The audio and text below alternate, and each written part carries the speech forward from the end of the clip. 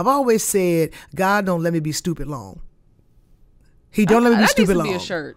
No, seriously. Every time I've been stupid, God will intervene right before I fall off the cliff. Ooh. Every single time. Ooh. Every single time I've been stupid, especially in love. Ooh. I mean, even with, the situation with my marriage.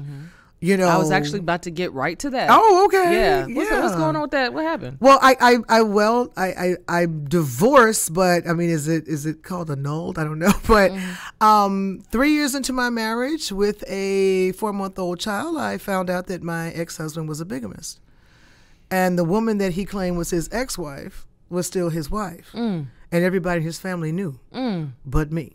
Hey guys, welcome back to the Smitty and D Show. Of course, I am Tony D. And in the studio, guys, first off, she is a comedian, an actress, a producer, a writer, a director, and a soon-to-be author. You've seen her in Singles Mom Club, hello, Better or Worse, and my favorite, praise this, P-Valley, or is it BMF? Because I don't watch the show, child. I know it's about Michigan, but I don't even watch it. And now the movie that's just out called Twisted Hearts. Welcome to the studio, Coco Brown. Hey, how are you, girl? Hey, sis. Hey, girl. How you doing? I see you. Hey. You just left a premiere. I did. Talk about it. I just left the premiere for a movie that I produced called Untold Secrets of a Plus-Size Diva. Oh. Had a cameo in it. Okay. Very powerful cameo. I played a battered wife. Okay. It was pretty powerful. People coming to me afterwards like, girl, I was in tears. Girl, I was crying. Oh, wow. And then at the end, of course, I don't want to give it away, but, I did what everybody wanted me to do. Ooh. And, the theater was just cheering and roaring, and it was great, when you get to have some range, you get to play, because people always, see me as the funny one, the comedic one. I do a lot of comedic roles, whatever. Right. So when I get to sink my teeth in something dramatic, especially something as dark as domestic abuse, wow, that was good. Did you have any ties to that? Did you see that? I got hit by a man once when I was 19. That was the last man that hit me, and I'll leave it at that. Is he alive? Is he on the back of a milk carton? I don't know. I don't know. Why do you say last time you got up out of there? Huh? Oh yeah, girl. I ain't no ride or die. I like to say for the disclaimer while we doing it, while we talking about it. If any of y'all watch the Country Wayne skits, the Coco that is with Diesel is not the Coco that's sitting here in front of you. That Coco is gonna stick by him because she's getting a check. This Coco here would have been gone. Okay, let's just put that out there. A little disclaimer. Why do you think women stay in those relationships though? Love, fear. A lot of women in those positions have depended on that man so much that they don't know how to fly on their own. Ooh. Some women really believe they can't do any better. They deserve it. There's so many reasons that women stay in these abusive relationships. And abuse just isn't physical. You know what I'm saying? It's verbal, it's emotional, it's mental. I've even seen spiritual abuse. Financial too. Financial abuse, you know what I'm saying? Where there are many reasons, because if you really, really, really look at the caliber of women that are single, when you really delve into talking to them, you'll realize, oh, you love yourself. You know thyself. You know your worth. Ooh. Oh, yeah. If you want to get into it. Listen. I mean, I ain't met an insecure single woman yet. Listen, we talk about this all the time on my friend group. I truly believe that these women and the guys will be like, oh, you're going to be single forever. And these women are like, don't threaten me with a good time. No, seriously. I've already picked out my crib that I'm going to have at a high rise in Miami. I know what kind of white dog I'm going to get. I know what kind of white Range Rover I'm going to get.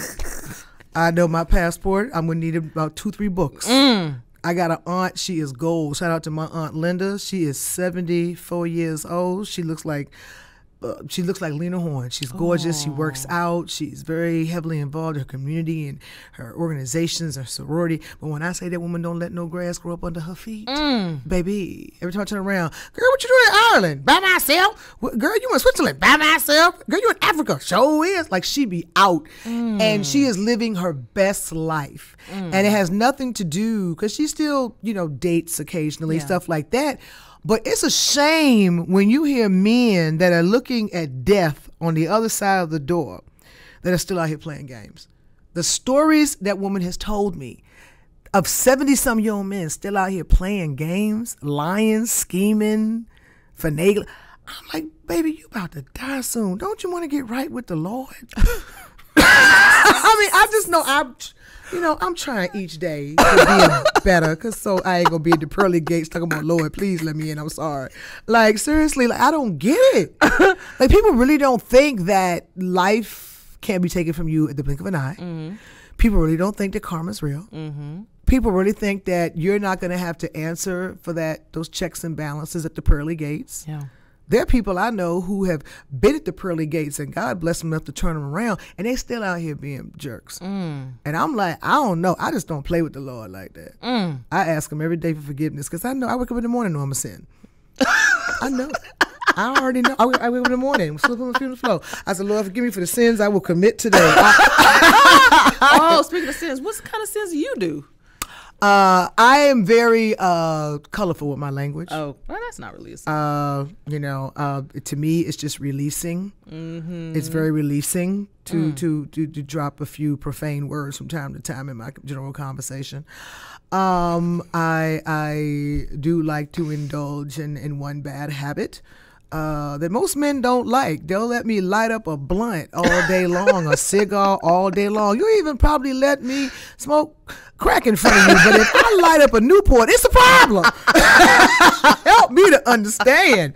I've been put out somebody's house that was snorting coke in front of me. Tomorrow, well, we can't smoke in the house. Fool, you doing coke in front of me. Really? But I gotta go outside. Okay. All right. So. Oh my God. My God. Yeah. Okay. All right. I'm going to go to dark real quick. Okay. Sorry. We're light here. But you recently had a fire. February 8th. What happened? It's crazy. I can't talk much about it, but I will say it was a candle. It exploded. Because where it was in proximity to where the fire was, obviously it exploded unless the thing grew legs. And I had just gotten home. I had been out all morning grocery shopping, running some errands. I had just gotten home. I had just finished doing a gang of renovations. I had a brand new kitchen, restained my floors, repainted my house. They was outside painting the outside of my house. I was doing a lot of renovations. And for whatever reason, which I never light candles, which is crazy, but for whatever reason that morning, I had this candle that had been sitting on my sink. And I said, it's so pretty, I'm going to light it today. And went around my errands. My son was there, the workers were there. Came home to pick something up to go back out, and was outside talking to the gentleman that was painting my house. All of a sudden, my alarm started going off. And I was like, did y'all hit something? They said, no. Went upstairs, and my bedroom was completely on fire. Like, engulfed. And I called myself trying to run downstairs because I kept a fire extinguisher under my sink. Yeah. But unfortunately, there was nothing I could do but grab my purse, grab my kid, grab my dogs, get out. And I watched my entire home burn down in 2 hours. Okay. Yeah. So it sounds like you're suing someone? Sound like you can't talk too much about it? Well, this is... a lot of y'all buy these candles. I would say don't, but I'll leave it at that. Yeah. Wow. Yeah. Was it like a regular wick, 3-wick? Was it the wood? 3-wick. Glass, Wow. Very popular. Right. Brand. Wow. And like I said, it had been sitting on my sink, the lid on, and for some reason I decided to light it that morning. And whatever happened, like I said, it had to have exploded because there's no way, where the candle was and where the fire was when I went in my room, unless the thing grew legs or decided to make a leap of faith. It was no way. So it has been,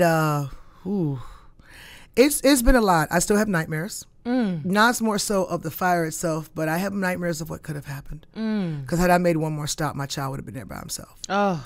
Had my child followed his normal routine, he'd have been down the hall in his bedroom with his door closed, with his headphones on, playing his video games.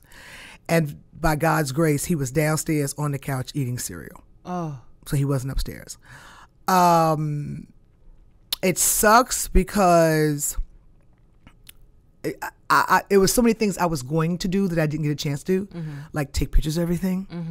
I had just purchased a safe. Unfortunately, it was in the box in the garage, so I hadn't put all my important documents and all that.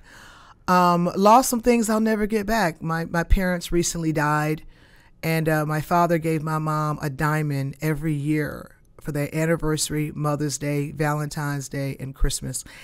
And I lost all her diamonds. Oh, man. Because they were in the house. And I was going to put them in a safe, but I hadn't got around to putting them in the safe. I hadn't put the safe in. So the amount of, my mother's jewelry, lost a lot of sentimental things that I can't get back, which sucks. But, I've been blessed that in the midst of this, it's really opened my eyes to what's important. I will say to anyone, do not date anyone when you're going through something like that, because the leeches are real. What do you mean? I reconnected with someone right before the fire, and after the fire, they came on pretty dang strong. And come to find out, they had an ulterior motive. They weren't there for me. They were there for the thought of me in trying to, I guess, get something from me in that vulnerable state where I just was looking for a knight in shining armor because I was so hurt. I hadn't even really finished grieving my parents. I really was in the beginning stages of grieving my parents, because my parents died back to back, 8 months apart, and I was taking care of both of them. Ooh. And I had to make all the decisions. Like, I had to decide to put my father in hospice. I had to decide to pay for a nurse so my parents could stay at home. Like, I had to it's so much stuff that was put on me very fast, because they were both given terminal, diagnosis. And they were both gone within, a year and a half. And I was flying back and forth to Virginia taking care of them.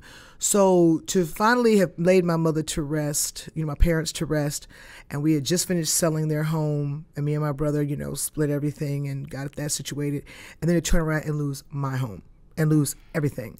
I was grateful that it's like God stopped the fire before it went in the garage, because that's where a lot of stuff was that I had of my parents. So I'm grateful. And there was a lot of stuff in the basement that I didn't lose. That was a blessing. That I found boxes of pictures, because I'm actually very neurotic, that I make copies of everything in a sense. So I found copies of birth certificates, copies of pictures, copies, things I didn't realize I had done. But like I said, this person just came in my life, and they saw a vulnerable person that needed somebody to come in and sweep them off their feet. And then once the cloud of vulnerability and pain, and I began to process everything and open my eyes, and the smoke cleared, I began to see that this person really didn't give a about me. Wow. They were there for the perks of being with me, and they proved it, because we was way broke up, and they still had me all over their page like I was their woman. So yeah. So let me know that never date anybody when you're vulnerable. When you're vulnerable like that. Yeah. Because you can't see. You can't see. You just need friends. You can't see. And I'm just grateful that God revealed it. I've always said, God don't let me be stupid long. He don't let me be stupid long. That needs to be a shirt. No, seriously. Every time I've been stupid, God will intervene right before I fall off the cliff. Ooh. Every single time. Ooh. Every single time I've been stupid, especially in love. Ooh. I mean, even with, the situation with my marriage, I was actually about to get right to that. Oh, okay. Yeah. What's going on with that? What happened? Well, I'm divorced, but I mean, is it called annulled? I don't know. But 3 years into my marriage with a 4-month-old child, I found out that my ex-husband was a bigamist. And the woman that he claimed was his ex-wife was still his wife. And everybody in his family knew, but me. Yeah. And it's crazy because it still baffles me to this day that someone could be so deceptive. And to know that I've given you the grace I've given you. And that judge asked me, did I want to press charges?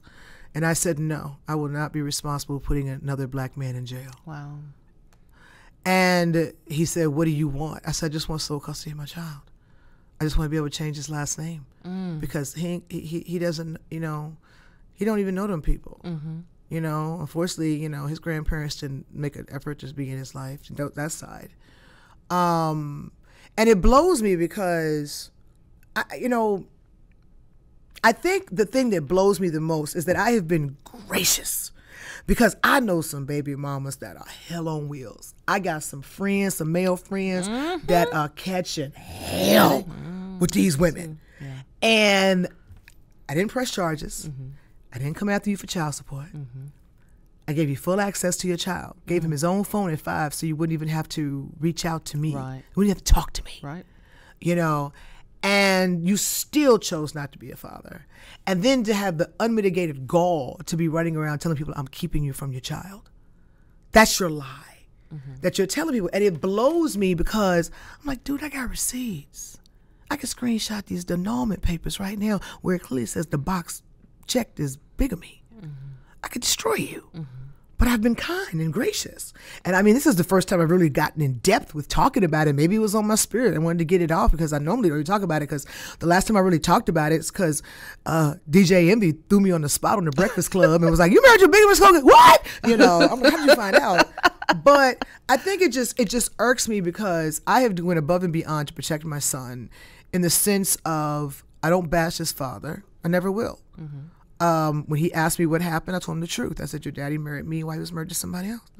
And he said, well, isn't that illegal? I said, yes, it is. Why did he do that? I said, well, he claimed he loved me so much and he was going to get it straight, but he never did. Okay, so, and I know he wanted to ask me, what does that got to do with me? Because he's not in his life. Right. But what he fails to realize is that, and I've had this conversation with my son, that's why I can talk about it. A lot of these men don't understand that there are women out here like me who are not sitting in the house bashing you to your child. My child made his own decision to relinquish whatever he felt about that man. He came to me. I'd never forget. It was Father's Day about, I think my baby might have been 9, 10. I think it was 10. And I went in the room. It was Father's Day. I was going to do a show. And I went in the room and I said, hey, baby, so he was still in my bed. So no, he was younger than that. He might have been 8 or 9 because he was still crawling in my bed. And I went in the room and I said, hey, baby, mommy's getting ready to go. I'll see you tomorrow, whatever. I said, it's Father's Day. You're going to call your daddy. And I promise you, this child woke up and looked at me like he wanted to say, B, are you serious? I swear the look that child gave me was like he wanted to say, are you serious? And then he rolled his eyes and went back to sleep. And I was like, oh, God. And all I could do was stand there like, oh, okay. Because like I said, I've never sat and bashed his father. I've actually spoke of him highly, call your dad or it's Father's Day or it's your dad's birthday. I tried to let him know you have a father. Right. You know what I'm saying? And it's crazy. Maybe about a year later, me talking about, bringing his dad up, whatever. He comes in my office. He says, Mommy, can I ask you something? And you promise you won't get mad. And I said, what? He said, can you stop talking about that man? And I said, what man? He goes, my father. And when I tell you, I was like, oh, wow. I said, yes, baby, no problem. Your child was able to develop. He was done. But it's like I said, this man doesn't realize I have receipts. I have the calls and the texts that your child sent you that you never responded to. Because you didn't have no contact with me. It was all through your child. He had his own phone since he was 5. And then to find out, I had a chick slide in my DM recently. And was like, you ain't SHIT and you should let him see your son. I'm like, what? What are you talking about? You keeping him from his son? I said, baby girl, I don't know who lied to you. But let me check you right quick. I said, that man can talk to his son anytime he wants to. That child's number ain't changed in 6 years. I said, 2. I said, I don't know what lie he's telling you. Why don't you ask him why he won't take me to court? And she's like, well, he need to take you to court. I said, please take me to court. Please. Because I ain't the same woman that was sitting in that courtroom 10 years ago. Honey. I might be like, go on, press charges, Lord. I need back. But it's like, it's just crazy that, they make it seem like, I get so mad when I hear men love to throw in our faces, you chose him, you chose him. Some of the best actors are not in Hollywood. That man fooled everybody. From my parents to my best friends to colleagues. He's still fooling people. Wow. He's still fooling people. And it's like, everything I'm saying, I've kind of said to my son in a way. He's 12 now, you know what I'm saying? And we've had conversations where he's trying to understand.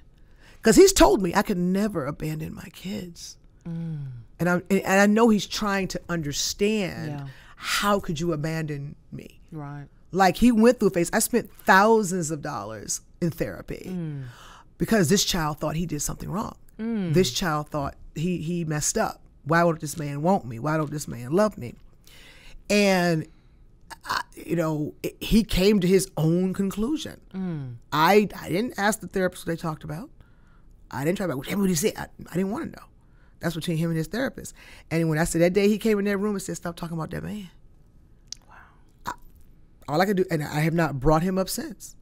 And it's funny because they would love to say, oh, you poison. They love to say we poison our children. No, baby, you did that all by yourself.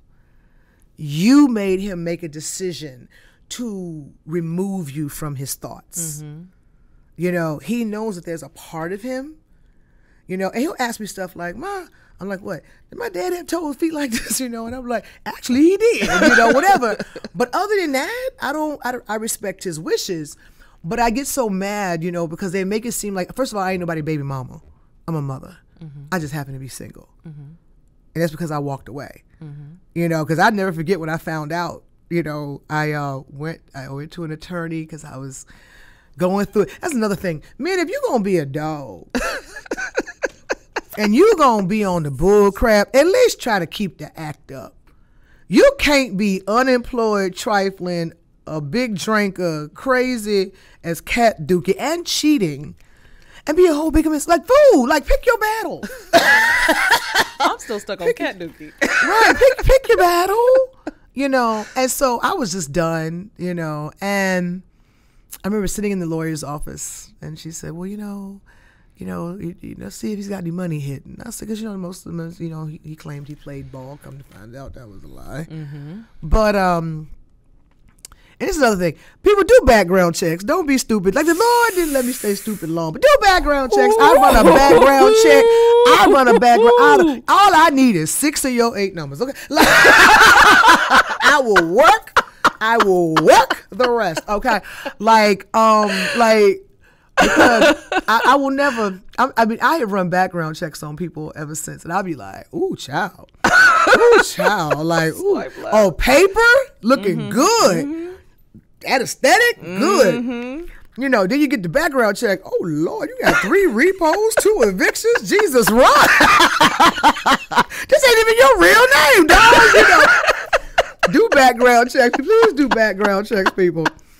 But it's so funny because I remember the lawyer said, I got good news, I got bad news. I said, what's up? She said, the good news is you're going to walk away with everything you bought in that marriage. You're going to probably get everything you wanted. I said, what? What's the bad news? Girl, you ain't married. I said, what? She goes, baby, you still married to so-and-so that live in so-and-so. Your marriage is not legal. Wow. And I had a whole life insurance policy and everything. Girl, thinking, I do check the obituaries, though, just to see if my son's going to have a nice little. Oh, good I'm sorry. That was Lord. terrible. I'm sorry. No, let me stop. Okay. See, I told you I sinned. Lord, forgive me, Lord. But now I have a forgive question. Now I got a question because they say you attract, right? Which you are. Or which whatever. is a crock. Yeah. But with this situation, he pretended to be Oh, something. gosh, yes. When we first started dating, and I think a lot of, I'm telling you, some of the best actors are not in Hollywood. They're laying next to you. I need y'all to recognize that. The best actors are not in Hollywood, sugar. They're laying next to you.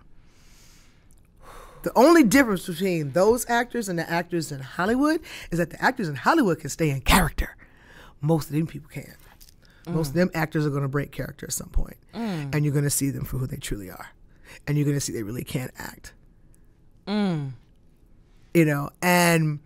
that's the thing, it's like, I get agitated when I see certain stuff, like when people, men attack single mothers, and like this whole thing with this whole sassy man apocalypse. They want to blame that it's single mothers. Boo boo. No, you choosing. Your mama ain't do. You grown. You 45 years old. You blaming your mama. You need your. You still blaming your mama? You this close to an AARP red card, and you blaming your mammy because you don't know how to man up? No, ma'am. I'm sorry, I can't do this no more. I don't get it, And it's like, they was they being raised by single mothers. Let me tell you something. I grew up in the 80s and the 90s. And I knew a gang of brothers that were raised by single mothers, and they did not act like this. No, ma'am. They didn't go back and forth with no woman. They didn't have all this sass and blame it on, I'm expressing myself. No, you're whining. There's a difference. You're over communicating right now. No, you're over communicating now, brother. I think that it's like, and the thing is, they want to say that women were too masculine, but dude, somebody got to be. Because if y'all out here wanting to be princesses, and you want to be chased, and you want to be pursued, and you want to be courted, well, somebody got to have the balls. I prefer not to wear them, but if you give me no choice, honey, trust me, my balls might be bigger than yours. But I don't wanna, but I don't get it. And it's like, just stop blaming single mothers. No, you choosing. You choosing this. You can't be 40, 50, still talking about, well, I was raised this way. I don't care. You have at some point. That's why when I hear people still blaming their childhood trauma and you 40, 50 years old, you have chosen to live in that trauma for as long as you've lived in it, because it provides you a cushion, and it also gives you sympathy. Because at some point you have the choice to get out of that. Go see a therapist. Talk to your pastor. Talk to an OG. Whatever it takes, you're choosing to live in that trauma.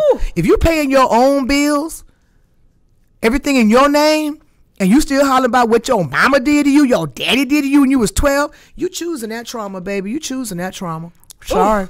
Lord. I don't want to hear I ain't never know that. Why? Because you chose not to know it. You grown. Well, that's just how I've always been. So you're choosing not to heal. Okay, cool. Thank you for telling me. I'm sorry. Girl. You need to open up the slug. It's late, too. Baby, I'm here for it. I had a drink at the movie premiere. She said she was a lightweight, y'all. She said she was a lightweight. I'm a lightweight. So you're in the entertainment industry. Yeah. You know Diddy? I know Puffy. I don't know Diddy. Wait a minute. I hung out with Sean. I need to clarify that. I didn't hang out with no Diddy. I ain't go to no Diddy parties. I went to a Sean party. I went to a Puffy party. But no, I don't know this Diddy person. I don't know this Diddy person. No, ma'am. No, ma'am. No, they talking about what he was doing. I said, no, I don't remember that. We were just running around with Moet like we was balling. I was hanging out with Puffy when all he could afford was Moet.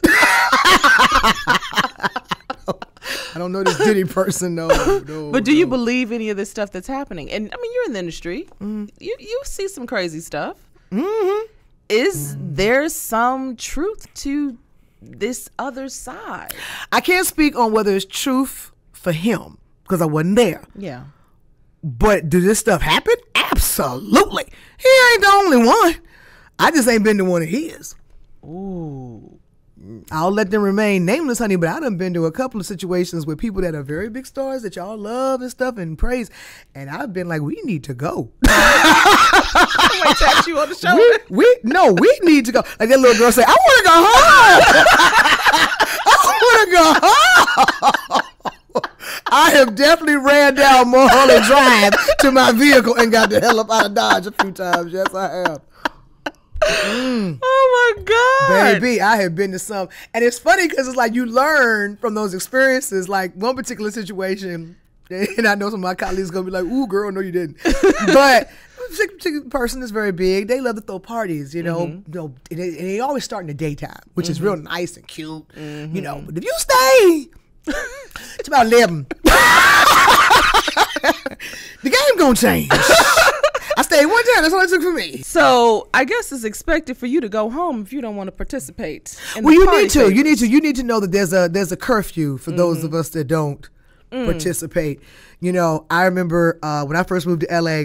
I'll never forget, there was a particular like actor that was like huge back in the 80s. And, you know, I first got into LA. I think I had been in LA 2 weeks. I was so green. And I was just wide-eyed, and I'm at the club, and I'm seeing all these people that I grew up with watching, and they just hanging out. I'm like, oh my God. And this particular person, and I was like, oh my God, I loved you, and such you were so, you know, whatever, because he was in a movie I loved as a kid. And he goes, yeah, you should come to my house. I'm having a party this weekend. I said, oh, I would love to. That would be great. He walks away. One of the other comics comes over to me and says, come here. No. And I said, what? They said, don't. I said, what? They said, girl, that's a lights out party. And I said, what's a lights out party? And basically they had these parties that you would go to, and there'd be a bunch of people. And at some point, all the lights would go out. And whoever we were next to, whatever happened. If you're feeling froggy, jump. If,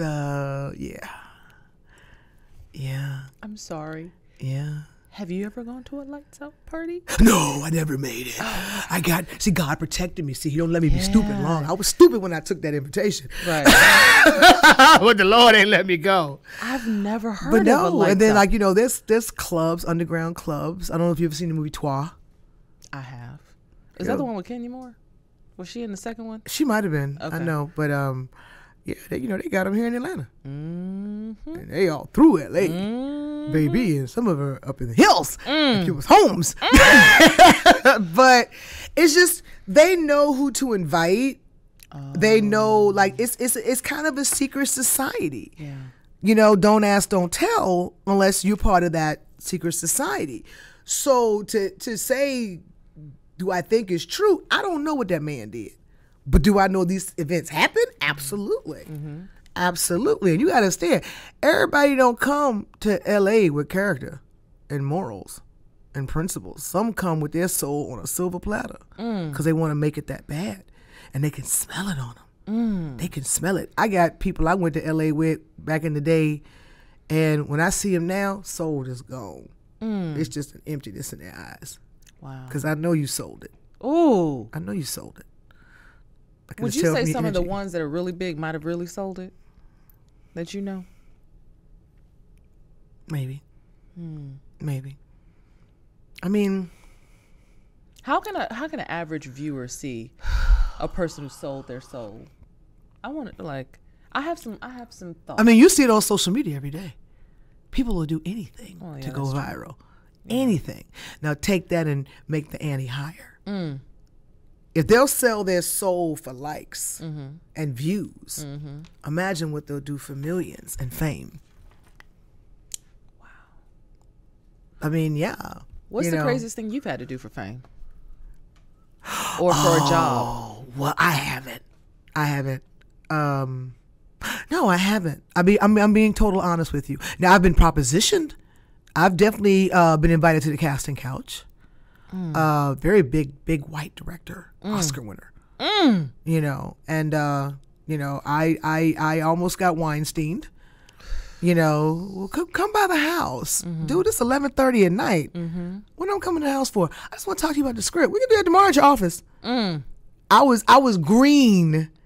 Wow. And not understanding the assignment. I didn't realize 2 years later what I was being summoned for. Wow. I just was like, well, it's so late. I'll come tomorrow. You know, not my green butt, not realizing, girl, you ain't trying to read no script. You trying to read your booty. You know, I've been kicked off tours because I wasn't willing to be road booty. Whoa. Yeah. What? I mean, it's you got to understand, when you give certain people power, fame, money, they lose it. They you know, honestly, what we're seeing even with Diddy, it could be a situation of someone who came from kind of nothing, you know, dad was a drug dealer, mom was a drug dealer's wife, you know, whatever. And he created this empire, and the power just kept coming on, And eventually it can go to your head and you forget you are human. Some of the best advice I ever got, and this actually came from Jamie, you know, much love to Jamie. I'm glad he's doing better. He said to me right after that whole, you know, first Monique run when she was kind of like really bugging. And he said to me, don't ever think you're bigger than a machine. Wow. Remember that there's a machine much bigger than you. And I just was like, what? And he just whispered that in my ear and walked away. And I was just standing there, you know, waiting to go on stage. Don't ever think you're bigger than the machine. There's a machine.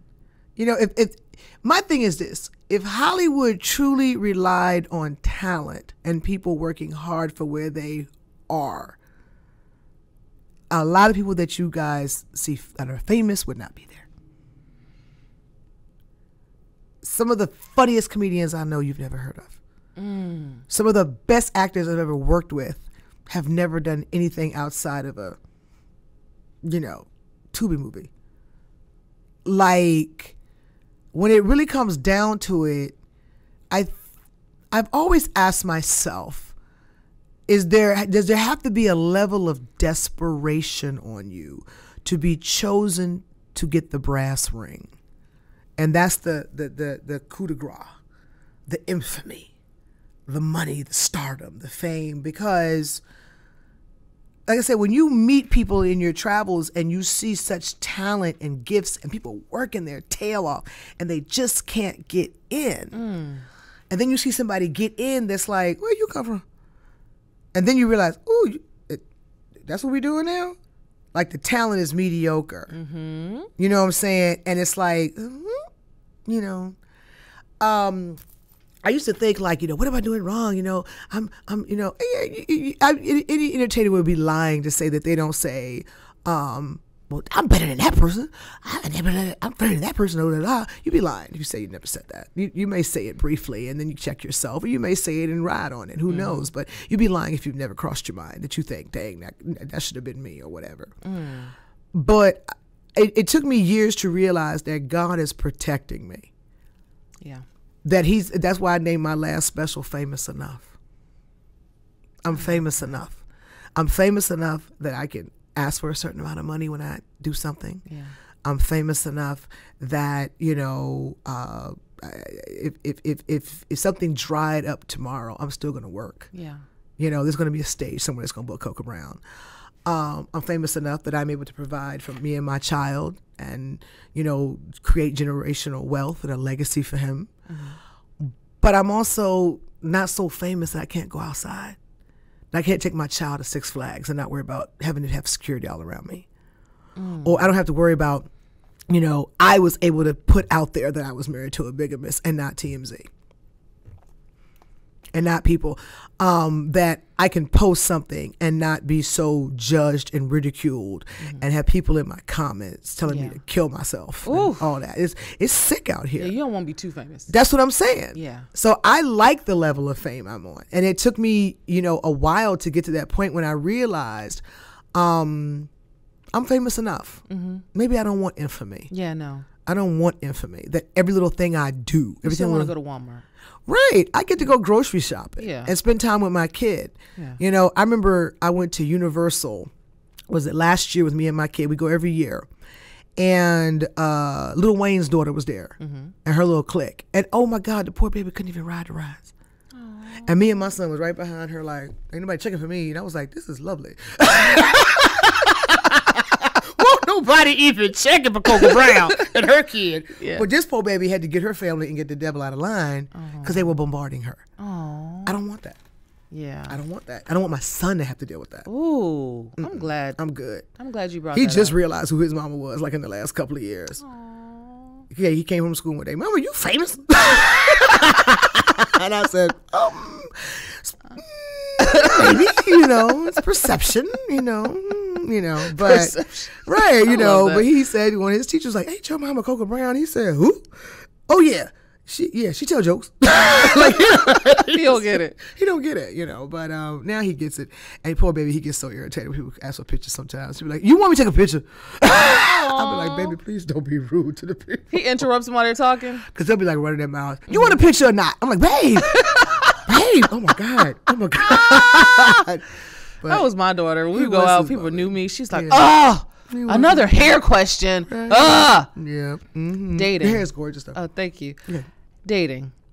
What you doing? What you about to do? Why not?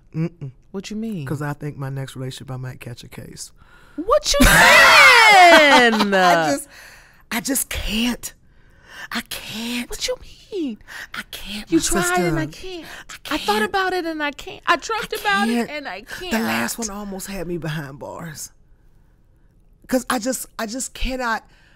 I come from a place that I just do not have that type of vindictive maliciousness in me to just come into someone's life for the mere purpose of destroying it. Wow. I can't comprehend that. And I've come across, like, I used to get so irritated when I heard the word narcissism and gaslighting. It got used so much until I experienced it.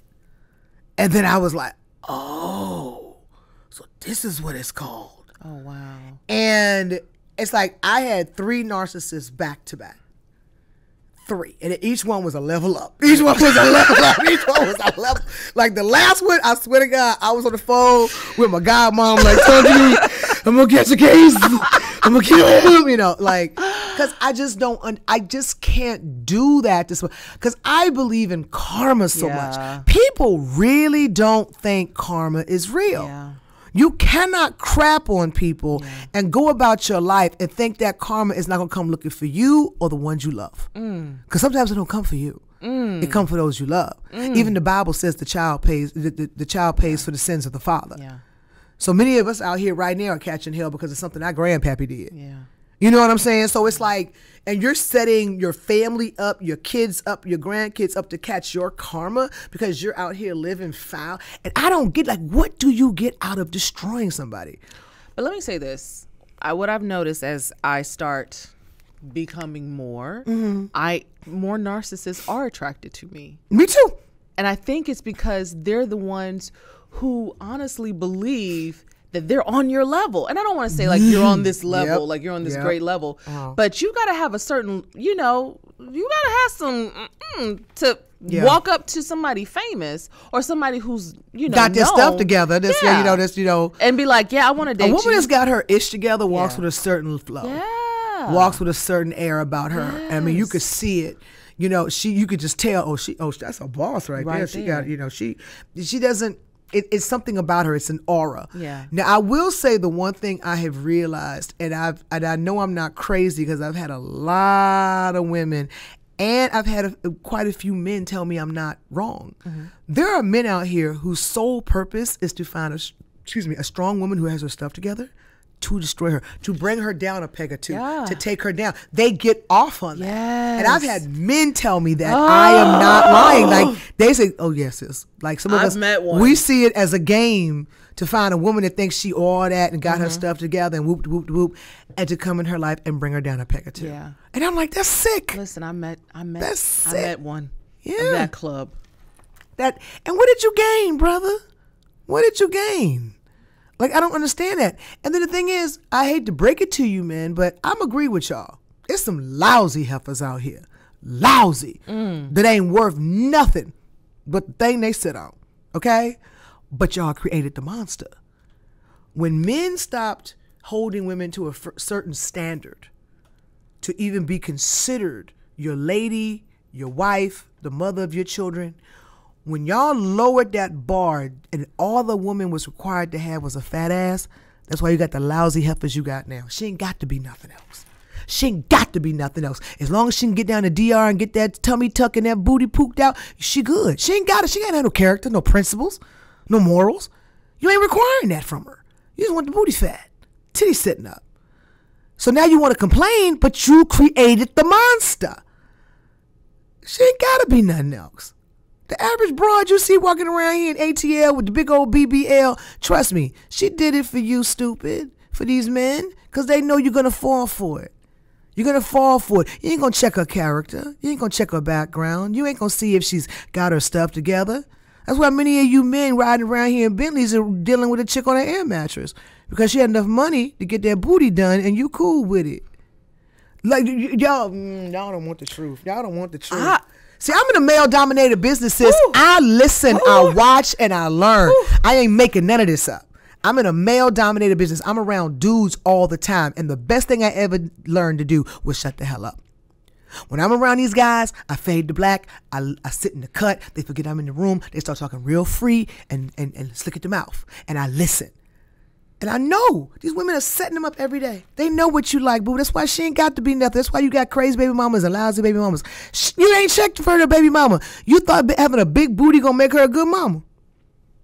They ain't got to be nothing else. When y'all lowered the bar and all you care about is the anesthetic. Yeah, men back in the day cared about how his woman looked. But also, too, when men were ready to settle down, they ain't gonna get the baddest chick in the club. They went and got the one they ain't had to worry about another dude in her face. Oh, I'm sorry. You ain't ready for that.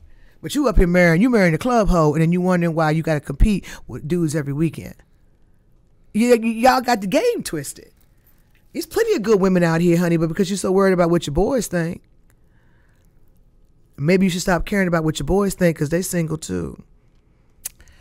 Ooh, you're not ready for that conversation. Ooh, baby. I'm around dudes all the time. I listen and I learn. And I see the mistakes y'all make. I see what y'all did. Women ain't got to be good women no more. So if you meet one, you got lucky, dog. Because we ain't got to be good women no more. All we got to do is make sure we got enough money to go down to Dr. Miami. Dr. Curves. Get the, give me that BBL 3C right there. Yeah, give me them fillers, yup. Give me that unit right there, yup.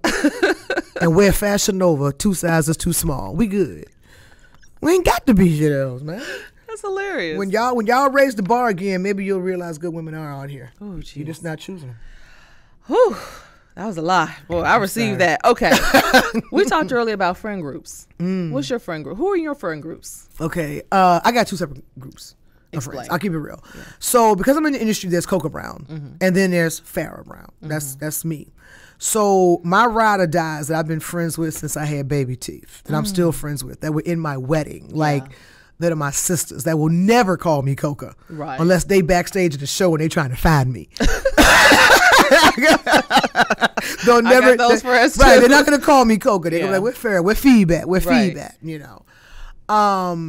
And then I have my industry friends who I've come up in the game with, who are like my brothers and my sisters.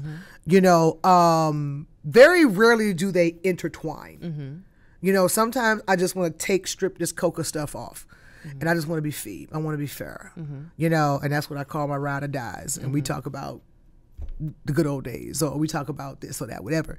But then I got my comedy friends, my industry friends that, you know, I talk about the industry and, you know, this audition or did you hear about this or whatever.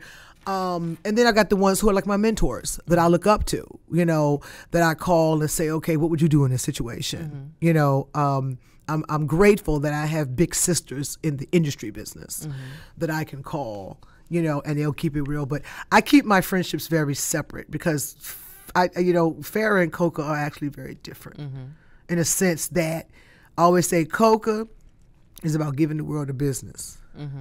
Farah likes to keep her business to herself. Okay. It's very different, you know. Farrah's more Claire Huxtable. You know, my friends will tell you. My friends that grew up with me, they're like, when they see my show, they're like, "Ooh, girl, that's different from Jack and Jill." You know, I was a bougie little brat. I grew up a very bougie brat. Okay. I love that. But you know, I love that. But and Coca lets me release. Yeah. Coca. So do those groups ever intermingle? Every blue moon. If I want like a big tour, and my ride or dies come through, then they'll meet maybe some people on the tour that I'm cool with like that. Or if they say so and so coming, you cool with them? Hey, that's my people. Then they'll go to the show. They'll get them good tickets. They go backstage and meet them, and that's how they kind of intertwine. But other than that, no, I keep them very separate. Got it. So, Coco Brown, you might need to drink some water. It's time to hit random. Wait, hold on. Oh, God. Random questions. Oh, Jesus. Okay. All right. Okay. So, here are the rules. Okay.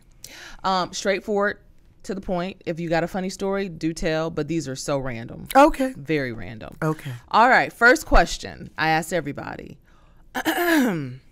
What trend do you want to see go away? God. What trend? Demure. Please stop saying the word. I want to see the trend of taking words and trying to make them something they're not. Like. That just gets on my nerves. Because I was, girl, I taught English. It just irks my spirit, But that's definitely one of them. Sassy men. Bring back real masculinity. I want to see calluses. I want to see a man that walks like he done rode a horse or something. I want men to smell like cologne again and not black and mild and struggle. Bring back real men. Bring back. I want the sassy men to go away. Where you stealing my Noxzema. Oh. You wearing your towel around your chest. Oh no. Okay. Yeah. Next question. Do you understand why pimps would be jealous of pastors of churches?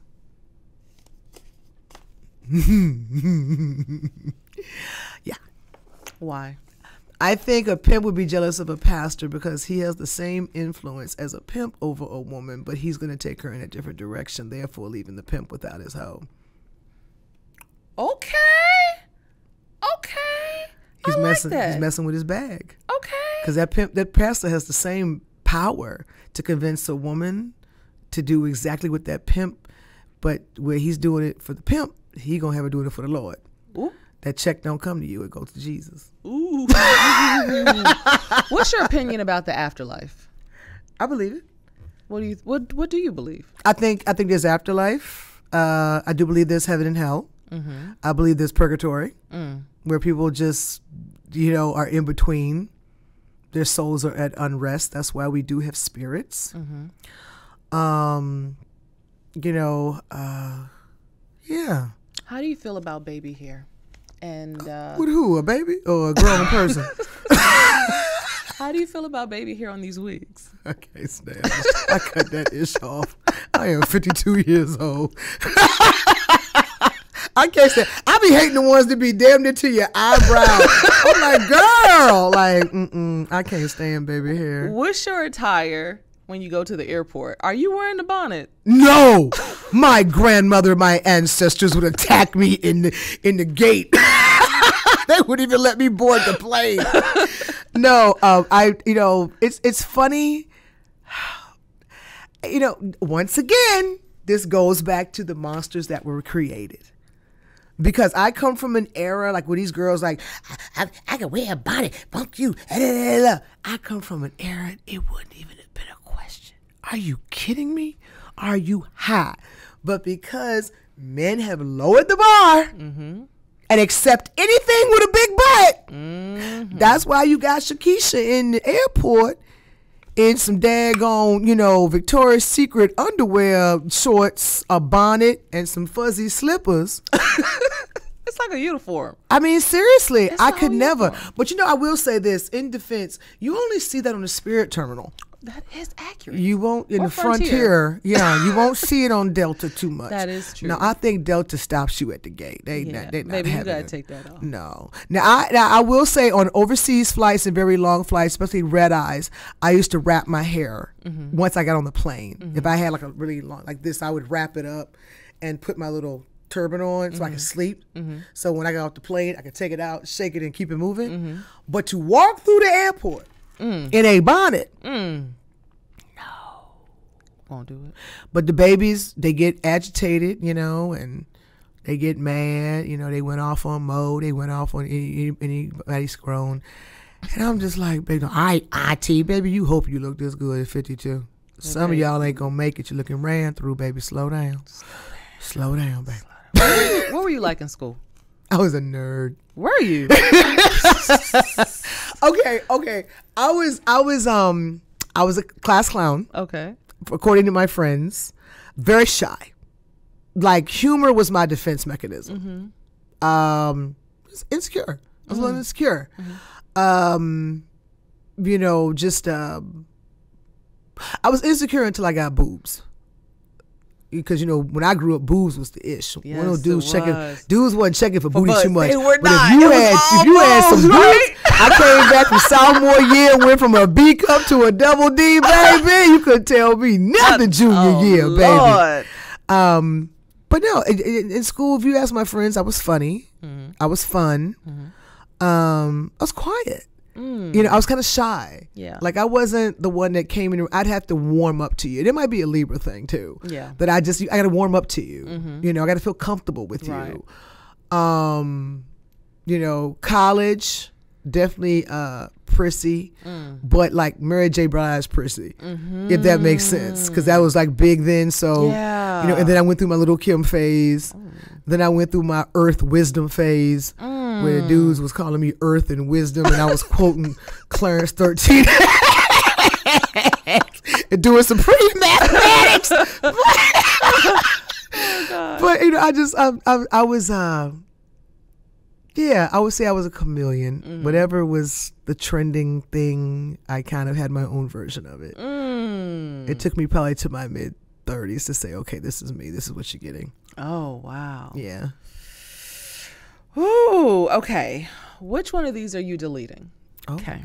okay. Spam sandwich, chitlins, or hog mogs? Hog moths. Why? I don't know how to cook them. That's it? I mean, honestly, my dad fed me and my brother Spam so much as kids. Because whenever my mom would go like to her little teacher retreats, we got stuck with Spam sandwiches and cream of wheat. So, you know, and I mean, so Spam doesn't freak me out. I mean, I make a mean Spam fried rice, you know, which is actually a Vietnamese thing. You know, they put Spam in their fried rice. Chitlins, I'm not a big fan of them, but I did learn to cook them from my dad. Wow. Because I did learn, because my daddy liked a good chitlin every now and then. So I learned how to cook them from my dad, but What's the most ridiculous thing you've done to stay out of trouble? Ridiculous thing I've done to stay out of trouble. Ridiculous thing I've done to stay out of trouble. I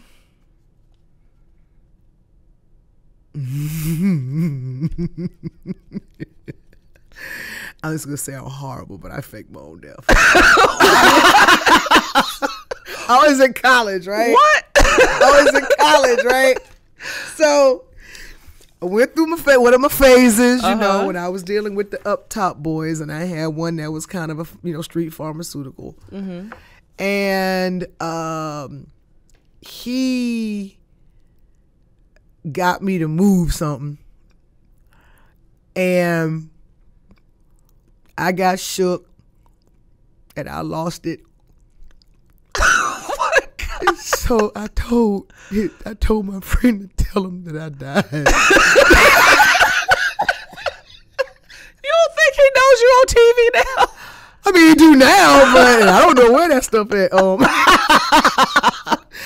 My little green tail, I don't know what I was thinking, trying to be Bonnie and Clyde, you know.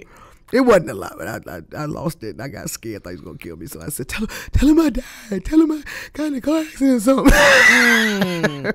And he believed it, I guess. I don't know. This was, sophomore year in college? I was stupid. What? I forgot about that. Oh, my God. What musical group just should never have broken up? Like, y'all was better together. Oh. Y'all in y'all solo careers with y'all one album? Get back. Commodores. Really? Yeah. You thought Lionel Richie? Lionel Richie was great. No, but I'm saying, but it was something about the Commodores. And then Jodeci. Yeah. Jodeci was great as a group. You know, I just keep seeing him live. Oh, God, go get Dalvin and Devontae. said, Jesus. That should have never broken up and should have stayed together. Oh my goodness. Oh boy. Yeah, I mean, yeah. And anybody else? I don't know. Journey. When Steve Perry left Journey, that was a wrap. Yeah. Didn't they replace him with like an Asian guy or something? The dude, no, what's crazy, short story, he used to do karaoke at Mel's Diner in Hollywood on karaoke night. The guy that ended up replacing Steve Perry. And he would always sing Journey songs. And we would always be like, God, he sounds just like Steve Perry. And then he ended up being the lead singer. Wow. That was like a now you know moment. I didn't know. Yeah, I didn't know that was the same guy. Which one do you say? White folks or white people? I say white folk. White folk. I say white folk. You know. Why? I just do. I guess because my daddy just said sound it. like My a white mama folk. said it. You know. Which one's more racist? Those white folks over there, those white people. Which one sounds more racist? White And people. can black people be racist? Yes. Well, Or prejudice? prejudice. We can be prejudiced. I don't think we can be racist. We can be very prejudiced. You know, because we know we're prejudiced against each other just on skin tones. Let's just keep real. You know, we still do that skin tone crap. And we can be prejudiced that, you know, I'll keep it real. I'm prejudiced to a degree. I love black people. I don't like them ninjas. I can't do a whole bunch of ninjas make my skin itch. I just can't. But I love my people. I feel like I love black people. We need a defined, like y'all, other people, other groups need to know who the ninjas are. Because sometimes Chris Rock tried to tell him. they need to have a pamphlet. This is okay. We should do a list of what makes somebody a ninja. Oh, you got saggy tight jeans. Oh, Right. okay. Or you got this or We need an interpreter from your city to understand what you're saying. yeah. Oh, I'm about to get robbed. You got a Gucci belt and no side teeth. Okay. I'm telling you.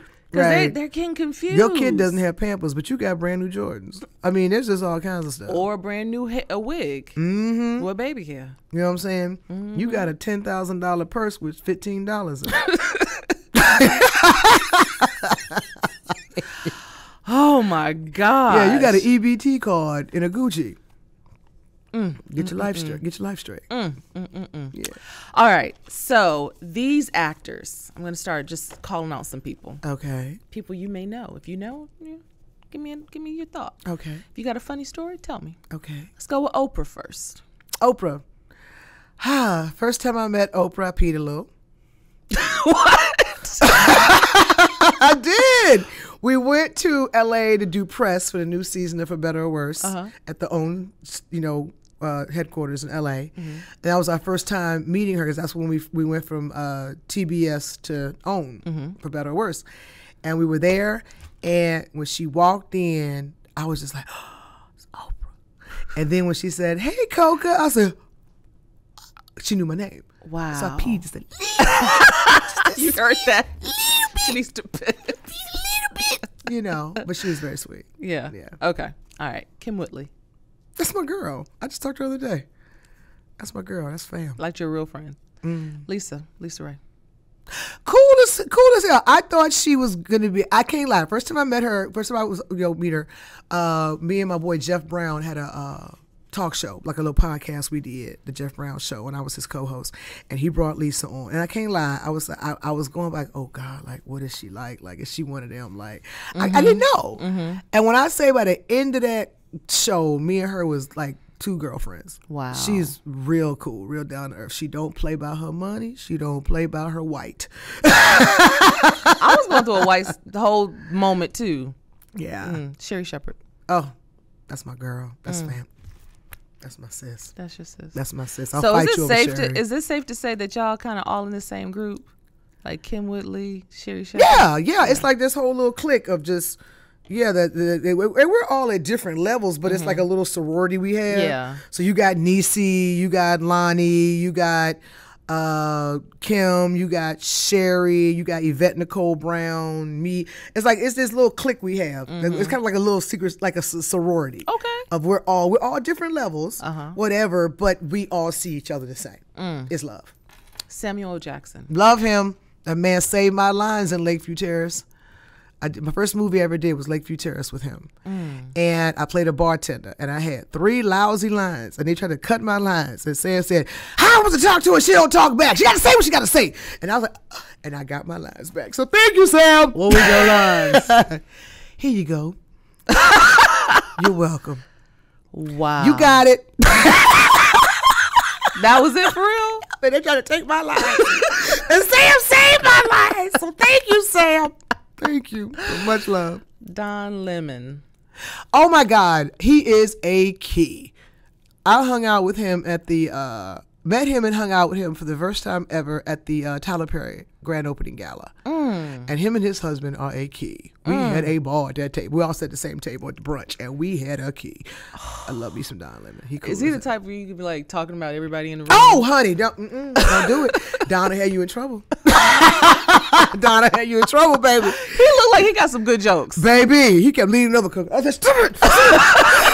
you know. He's one of them. Yeah, he's good key, honey. That's. I love me some Don. He's Smokey good. Robinson. Oh my God, smooth, man, smooth. I met him. God, was it the Capitol Jazz Cruise? It was one of those cruises years ago, and I mean, you had to catch yourself. Like, look at Smokey's eyes. You forget this ain't Smokey the Miracle. This is my granddaddy. But Smokey still got it. Okay. Smokey still got it. All right. Any of the Fugees? Yeah. What'd you think? Wyclef. And I was in the same room as Lauren years ago. And yeah, but Wyclef. Yeah. Vivica. Man, oh boy. We cool now, but there was a time, boy, and it wasn't her fault. She was lied to. A particular playwright lied on me to her because I had to leave her play to do 911. I got 911, and he lied on me, and Vivica was about to fight me because he lied on me and said I said screw you and your little play, and I never said that. I was trying to work it out that I could do both, and she was about to fight me because she thought I said that, and I didn't. And then come to find out, she realized he lied, and she apologized. And we did a couple of comedy dates together, and it was all good. We good. So you guys love each other. Yeah, we Yay. good. We good. Regina King. Love her. I've only been in her presence a few times. So gracious, really sweet. Yeah, favorite role to me is I loved her as Cuba Gooding's wife in Jerry Maguire. Aww. I just loved her. I loved her character. Like, just love her. Yeah. Aww. And she killed Shirley Chisholm. Let's just put that out there. She did. She killed. She did a great job. She killed. The way she was able to go back and forth between those. Oh, the dialect, yes. Like she did. She killed that. Here's an old one. Diana Ross. I met her with Tracy. Oh. I was at an event in LA, and Tracy was there, and her mother, and she came in with her mother.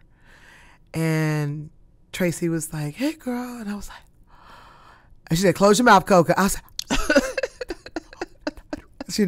and she was like, hi, honey. I was like, hi. Like, she's just one of those, she's like ethereal. Like, she walks past, she's like, she's floating. Oh my gosh. Yeah, she's just, Diana Ross. Yeah. Okay. Is there anybody that you would want to work with that you haven't? Viola. Aww. I'm not ready yet, but she's my bucket list. That's my coup de grace. If I can work with Viola, I could quit the business the next day. What do you? I love Viola, but what do you think about Octavia Spencer? I love Octavia. And I get. It's crazy, but I really think people be thinking I'm her. Let me tell you why. I was on the plane one time, and we had landed here in Atlanta. I got off the plane, was walking. White woman went up to me. Oh my God, I'm sorry. I just love you. And I said, oh, thank you. She goes, I just loved you in the help. I was like, oh. I said, wait, did you? I said, you think I'm AB, right? She goes, when you gave that girl that pie, I said, ooh, but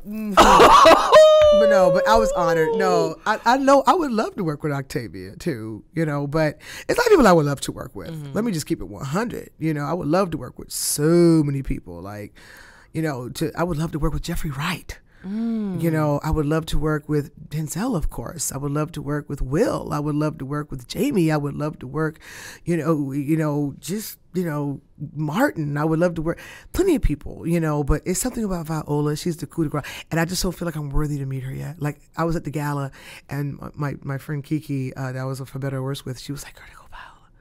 You gotta go meet," because she knows I like she's on my vision board. It's almost like a shrine, like scary. Like, I hope she never comes. Like, I'm glad it burnt because it kind of looked like a shrine.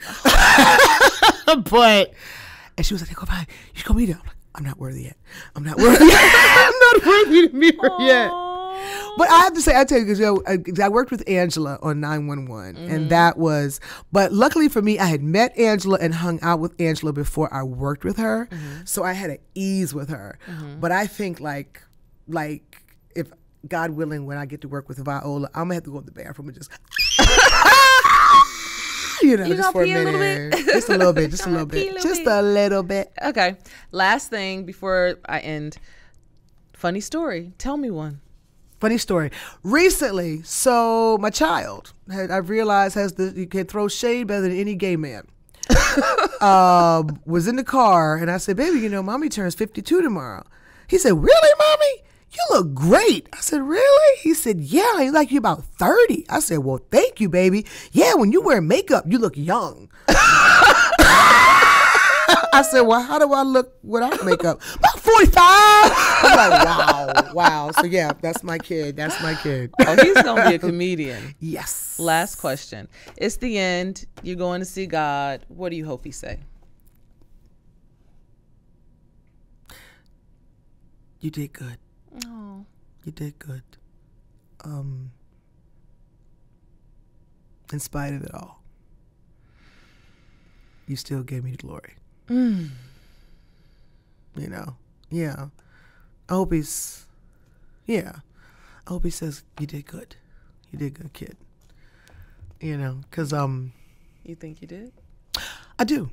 It's crazy. I'm flawed. I sin, but I never, ever, ever, ever close my eyes and not give him the glory. Wow. I know he sees me and loves me in spite of it, because he know he made me. So no, seriously. I love Seriously. your answer. Yeah. Tell everybody where they can find you and what you're Hey, it's my camera right here. Hi guys. I've been looking all over him. How you doing? Okay, you guys can find me real easy, one-stop shop, Coca Brown, 4life.com. That's COCOA Brown, 4life.com. It leads to all roads Coca Brown on every social media platform, as well as the Coca Brown collection, Coca's Cravables, which is my edible business. Yeah, okay. And my Wigs of Love nonprofit, which helps women battling lupus. So make sure you hit me up at Coca Brown. That's COCOA. Please don't forget that A. COCOA Brown, 4life.com. We appreciate you. Thank you, girl. Thank you for sis. being you. Thank you for having me. Thank you for being a Libra. Yeah. I just threw up all my Aries. business on this table. Yeah, it's okay. No. It's in there now. It's in there. I love it though. Thank you for having me, sis. This was great. Thank you. We love you. And thank you, Rodney Perry, because he set this up. Oh, thank you, Rodney. We love Rodney because he went viral several times. Oh, wow. Did he? Wow. He did. He was great. But that's great. Neither here or there. Okay. All right, guys. If you like this type of content, and I know you do, make sure you like, share, comment, and subscribe. And of course, if you want to get in contact with us directly, you can contact us at info@smittynd.com. Again, that's info@smittynd.com. Until next time, guys, take care of one another. Bye.